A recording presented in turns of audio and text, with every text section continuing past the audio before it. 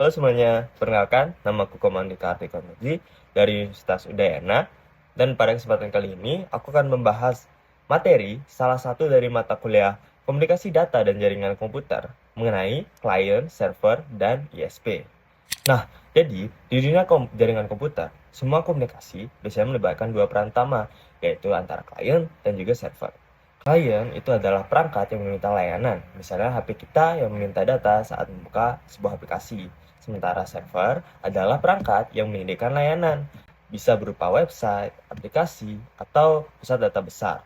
Contoh simpelnya itu saat kita ingin menonton video yang ada di aplikasi YouTube, maka server YouTube yang akan mengirimkan isi dari videonya ke kita. Nah, tapi ada juga nih model lain yang disebut peer-to-peer.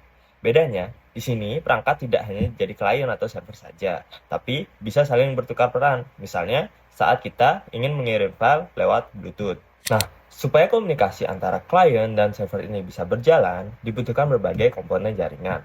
Misalnya kayak router di rumah kita itu berfungsi untuk menghubungkan perangkat ke internet. Di kantor atau sekolah itu mungkin ada switch yang menghubungkan banyak komputer agar bisa saling berbagi data.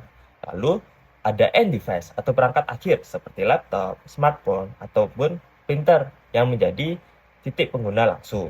Namun, semua perangkat ini tuh tidak akan berguna tanpa adanya penyedia layanan internet atau ISP. ISP inilah yang menyediakan jalur agar data bisa bergerak dari rumah kita menuju server yang ada di berbagai belahan dunia.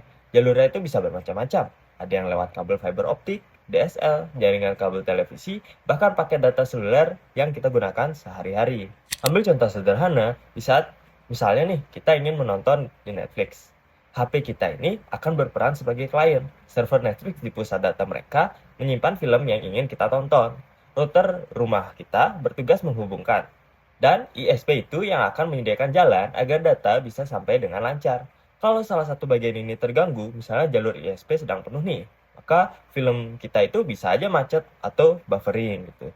Nah, jadi kesimpulannya, internet itu bisa berjalan karena kerjasama antara klien, server, perangkat jaringan, dan ISP.